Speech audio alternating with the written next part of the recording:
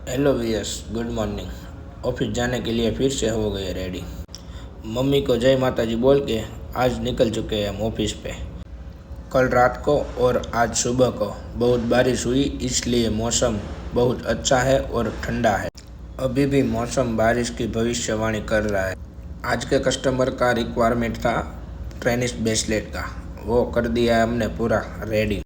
रास्ते में से इडली सांभर खा के पहुंच गए हम ऑफिस के पास। ऑफिस में बेसमेंट में गाड़ी लगा के आज माली भी फूल देने नहीं आया है, क्योंकि आज सुबह बारिश बहुत ज़्यादा थी, इसलिए बिना फूल के ही हम दिया बत्ती करके हमारा काम कर दिया चालू।